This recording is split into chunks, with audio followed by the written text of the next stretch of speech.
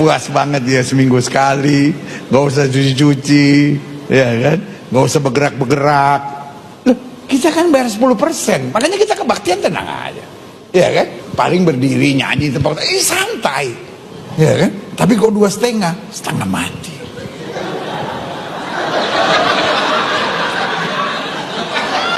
Maaf ya buat teman-teman yang umat muslim atas apa yang sudah disampaikan oleh Pak Pendeta tadi, Gilbert Lumendang. Itu guyonan, tapi guyonan itu sudah keterlaluan sih menurut saya. Harusnya menjadi contoh, ini malah menjadi apa? Menjadi pelaku. Aduh. Tapi yang kali ini sudah sangat kelewatan gitu. Ya, sampai mengusik agama lain, contohnya meniru gaya ibadah. Nggak usah 10%, 2,5. Tapi sembayangnya 5 kali sehari. Dari kosakata aja kelihatan tidak pernah belajar Alkitab. Pendeta tilep 10% atas nama dia pendiri gereja, sama istrinya bendahara. Mereka gonta-ganti Alphard, gonta-ganti Rolex, beli Ferrari, Lamborghini, penthouse, jalan-jalan keliling dunia, dan pasti nepotisme. Banyak pendeta ya bisa kaya mendadak dalam waktu 2 tahun. Gereja Katolik aja membutuhkan 1000 tahun untuk kaya.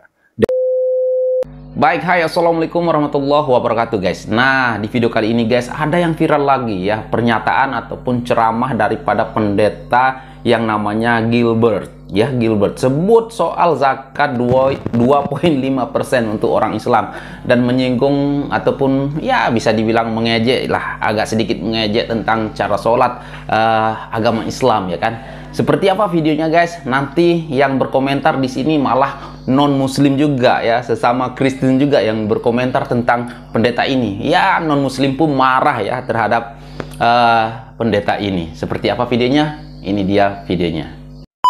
Ceramah pendeta Gilbert Lumoindong memicu kehebohan di media sosial karena menyindir soal zakat umat Islam hingga gerakan salat. Awalnya Gilbert menyebut umat beragama lain mensucikan diri dengan air, yang kemudian dikaitkannya dengan pensucian harta atau zakat yang hanya 2,5%, sementara umat Kristen mensucikan hartanya sebesar 10%. Gilbert lalu membandingkan lebih mudahnya beribadah di agamanya yang dilakukan hanya seminggu sekali, selain itu tidak perlu ada ritual bersih-bersih anggota tubuh atau gerakan-gerakan yang membuat capek dan melipat kaki sambil duduk. Kita orang Islam diajarin bersih sebelum sembahyang, cuci semuanya. Saya bilang lu 2,5. Gue 10%, bukan berarti gue jorok. Disucikan oleh darah Yesus. Pasti bayar perpuluhan dia. Puas banget dia seminggu sekali, gak usah cuci-cuci, ya kan? Gak usah bergerak-bergerak. Loh, kita kan bayar 10%, makanya kita kebaktian tenang aja, ya kan? Paling berdiri nyanyi tempat, santai, ya kan? Tapi kok 2,5, setengah mati.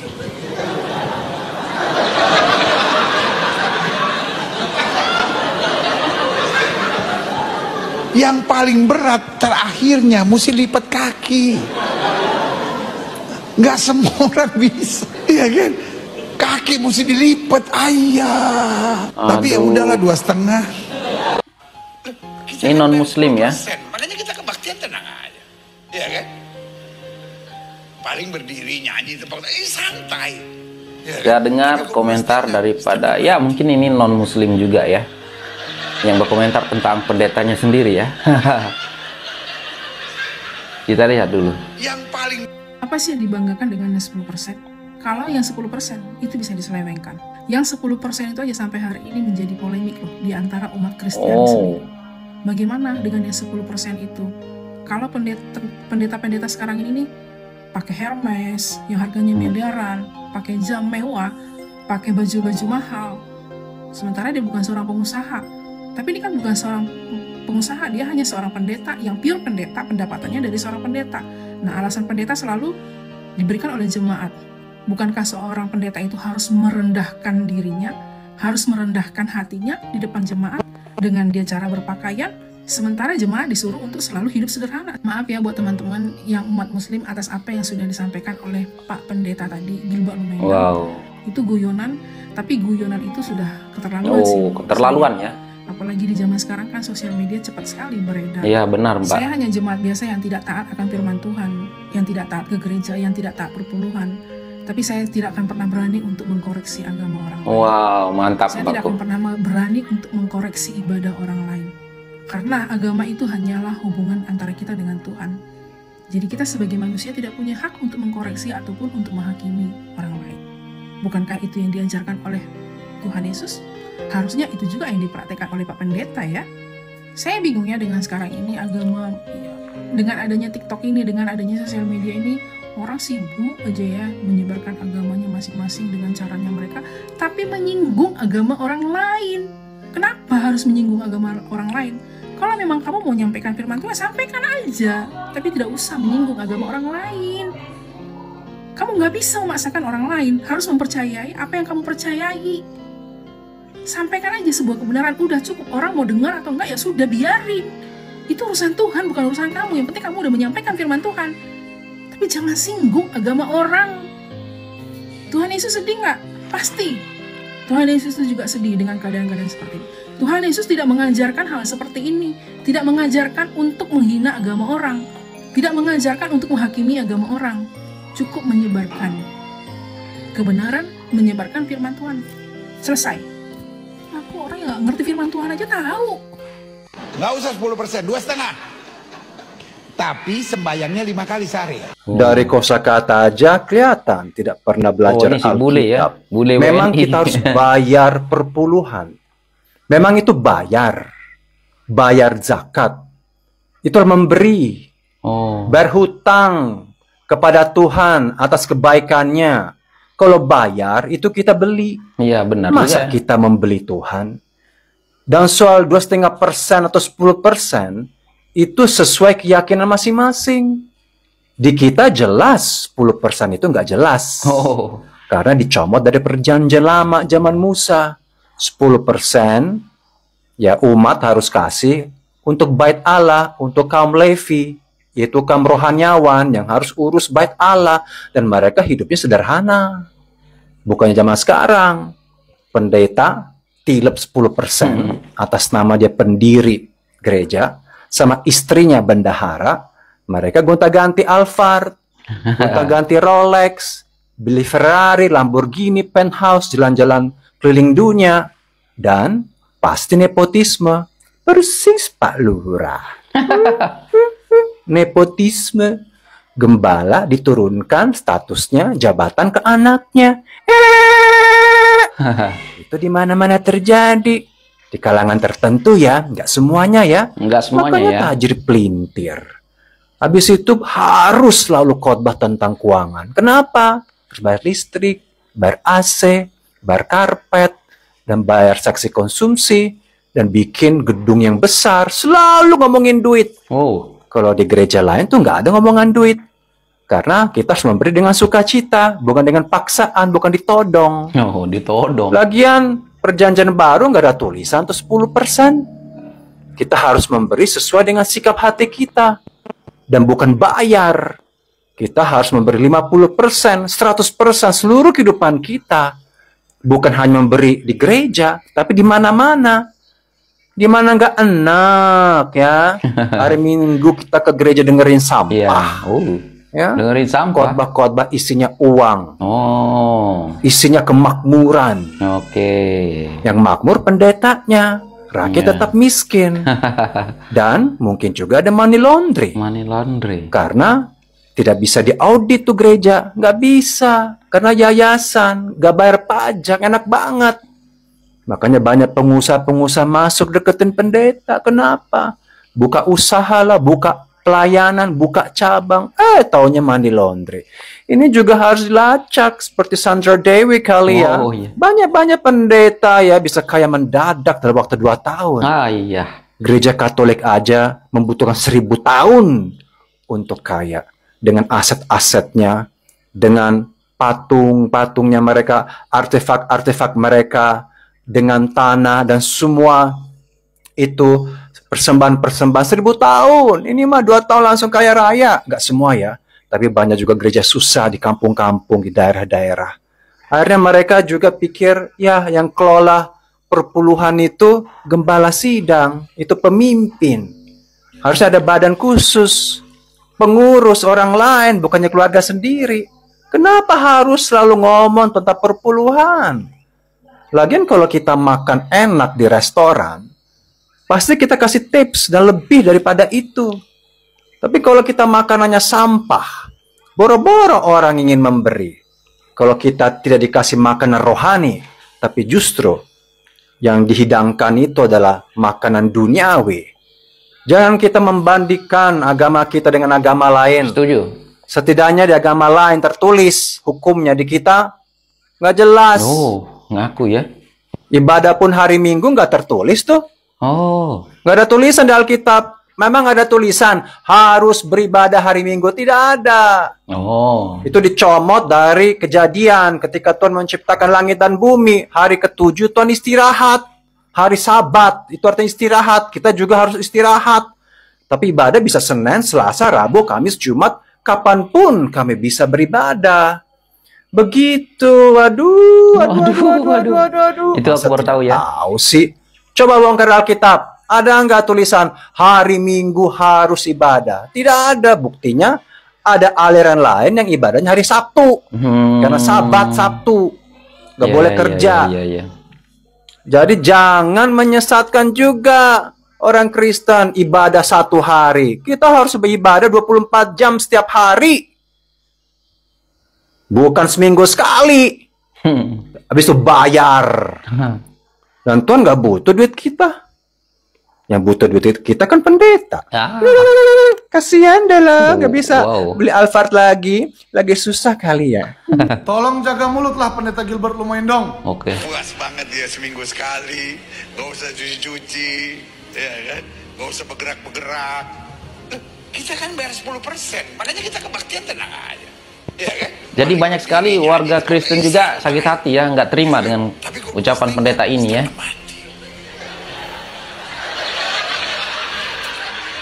Aduh. Ini mungkin abang ini juga Kristiani ya. Berat terakhirnya mesti lipat kaki. Nggak semua orang bisa, ya kan? Kaki mesti dilipat, ayah. Oh iya.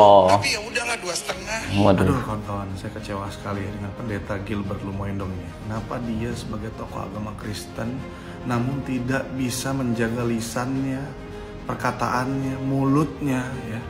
Harusnya menjadi contoh, ini malah menjadi apa? Menjadi pelaku. Aduh. Iya. Tolonglah pendeta, dua agama, agama Kristen dan agama Muslim yang harusnya sudah sekarang ya, damai, sejuk, tentram, adem ayem. Sekarang dua agama ini bisa tidak baik hubungannya hanya gara-gara mulut seorang pendeta Gilbert. Saya juga pernah beberapa kali gereja di gerejanya Pak Pendeta Gilbert di Tamrin ya. Memang gaya khotbah beliau tuh memang begini, suka mengeluarkan jokes ya, memang supaya jemaat ataupun yang hadir tidak bosan ya. Beliau tuh suka mengeluarkan jokes, bercandaan supaya jemaatnya pada ketawa.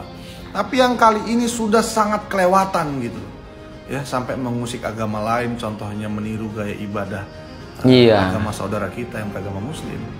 Terus juga bilang 2,5% kekecilan, terus bilang apalagi meniru kaki dilipat dan segala macam. Untuk apa gitu loh ya? Itu kan nggak perlu, nggak dibutuhkan unnecessary ya. Harusnya kan banyak bercandaan yang lebih membangun, ya tidak seperti ini, mengusik agama orang lain, jadi tersinggung, jadi nanti takutnya berpotensi ribut dan segala macam. Aduh. Kita ini minoritas Pak Pendeta, sudah diterima dengan baik di Indonesia aja udah syukur ya. Pak Pendeta sadar akan itu, tobat ya. Dan untuk itu kalau berkenan, ini dia. Saya pegang tangan Pak JK, saya cium tangan ini sebagai tanda kepada umat Muslim, saya memohon maaf. Oh ini dia ya. Coba kita dengar dulu ya. Sebelum saya lanjutkan kalimat saya ini, mungkin meminta maaf ya. Saya dengan segala kerendahan hati minta maaf karena kegaduhan yang ada. Karena sebetulnya kita lagi sibuk setelah Pilpres, mau menyambut Pilkada, dan baru saja merayakan Idul Fitri, Hari Raya yang baik, dan umat Kristen baru saja merayakan kebangkitan Kristus, lalu mau menyambut kenaikan ke sorga. Jadi saya pikir ini suasana yang harusnya baik. Untuk itu sekali lagi saya minta maaf kalau ada segala kegaduhan. Beberapa catatan yang perlu saya garis bawahi. Yang pertama, pasti tidak ada niat saya untuk mengolok-olok apalagi menghina. Sama sekali tidak. Kenapa? Karena saya dibesarkan di kampung di Tebet dan rumah saya hanya 200 meter dari masjid. Dan itu tempat main saya, masjid itu. Lalu kemudian saya dibesarkan di SD Dewi Sartika. Saya belajarnya bukan agama Kristen. Di sekolah itu nggak ada guru agama Kristen, sehingga saya harus belajar agama Islam. Jadi saya dibesarkan dengan kehidupan yang cukup dekat dengan umat Muslim dan buat saya saudara saya sendiri.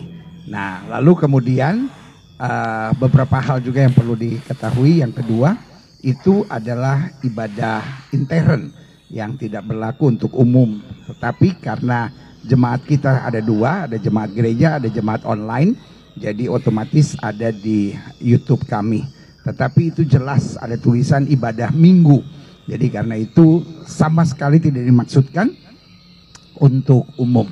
Lalu yang ketiga, mungkin ada yang melihatnya dengan kacamata yang berbeda, lalu kemudian mengedit-edit gitu. Apa tujuannya? Ada yang diedit ya? Buat saya setiap kita hanya Tuhan yang tahu. Tetapi yang pasti bahwa penjelasan itu bukan penjelasan yang lengkap. Penjelasan yang lengkap sebetulnya itu sebagai otokritik umat Kristiani, di mana saya bilang bahwa ibadahnya orang Muslim misalnya cukup setengah mati. Kenapa setengah mati? Karena berat. Sehari 5 kali. Kita orang Kristen seminggu sekali. Udah itu seminggu sekalinya juga duduknya santai-santai. Kalau ini ada gayanya, ada gerakannya, tidak boleh salah. Bahkan saya garis bawahi terakhir bahwa lipat kaki buat umat Muslim itu biasa sekali. Sampai mungkin Pak JK yang usianya 82 tahun masih bisa lipat kaki gitu. Kita di gereja, orang gereja 45 tahun masih bisa lipat kaki, itu udah hebat. Kenapa? Karena ya gaya ibadahnya paling santai. Nah itu yang saya bilang gitu. Dan kebetulan di umat Kristen ada kepercayaan misalnya tentang memberi 10%. Nah di pengetahuan saya gitu, wah umat Muslim disitunya yang agak lebih gampang gitu, 2,5%. Tapi setelah bicara sama Pak JK hari ini, dia bilang, oh salah pendeta, 2,5% itu cuma zakat, belum infaknya, belum sedekahnya, belum wakafnya, hitung-hitung lebih berat lagi gitu. Jadi untuk itu sekali lagi saya minta maaf untuk kegaduhan ini, tapi percayalah kebersamaan Indonesia selalu ada di hati saya, dan di hati saya selalu ada persatuan, karena dasar khotbahnya kalau didengar hari itu justru tentang kasih. Kasihlah sesamamu gitu, ya kan? Jadi kita mengasihi bukan karena dia bisa berbuat kasih kepada kita, tapi meskipun dia bahkan berbuat jahat. Karena itulah iman Kristen kami, tampar pipi kiri kasih pipi kanan. Jadi nggak mungkin saya menebar sesuatu yang buruk, karena justru ini seperti otokritik buat kita. Bahwa ayo kita berbuat lebih baik. Kita belajar dari saudara sepupu. Saya biasanya di dalam gereja menyebut umat Islam sebagai saudara sepupu, karena kita lihat dari Abraham, Ishak, dan Ismail. Kira-kira begitu. Semoga di momen yang indah ini kebersamaan kita Indonesia jauh lebih berharga daripada kasakusuk yang terjadi. Dan untuk itu kalau berkenan saya pegang tangan Pak JK, saya cium tangan ini sebagai tanda kepada umat Muslim. Saya memohon maaf sekali lagi. Tuhan memberkati. Iya guys, kalau kita dengar ya khotbah ataupun ceramah sewaktu di gereja, memang ya ngejokes, ya memang ngejokes, tetapi ngejokesnya kelewatan ya, sampai menyinggung agama Islam ya, mengikuti gerak-gerak cara sholat agama Islam. Ya, dan warga Islam di sini nggak terlalu banyak berkomentar ya, tetapi di sini yang menarik ya guys, yang berkomentar justru bahkan orang yang non-Muslim juga, yang Kristen juga ya, yang mengomentari si pendeta ini, pendeta Gilbert ya. Jadi mereka-mereka ini kecewa juga ya. Dan tadi kita dengar yang umat Kristen yang berkomentar justru menyinggung tentang yang 10% ya. Yang 10% itu katanya nggak jelas kemana ya kan. Itu hanya untuk apa? Yang 10% itu untuk pendeta aja yang dapat, suka pakai pantas lah katanya lah. Kurang lebih saya pun kurang ngerti ya cara orang Kristiani yang 10% itu apakah untuk zakat atau apa, tapi saya kurang ngerti ya. Tapi yang jelas tadi yang kita dengar daripada komentar-komentar netizen tadi, yang 10% itu untuk pendeta dan sering tukar jam, beli Alphard ya, dan jalan-jalan ke luar negeri ya. Itu saya nggak mau berkomentar ya guys ya, biarlah kita menjadi pendengar aja ya guys. Nah tapi tadi kita lihat ya, minta maaf atas kegaduhan juga ya, tapi oke, lain kali jangan dilakukan lagi. Semoga ini jadi pelajaran juga buat kita semua ya, mungkin buat tokoh-tokoh agama yang kalau berbicara itu ya harus dipikir-pikir dulu. Ngejok juga boleh ya, tapi jangan keterlaluan. Dan oke guys, mungkin itu saja untuk video kali ini. Coba kalian berkomentar apa yang harus kalian komentari. Dan sekian, terima kasih. Assalamualaikum warahmatullahi wabarakatuh. Bye.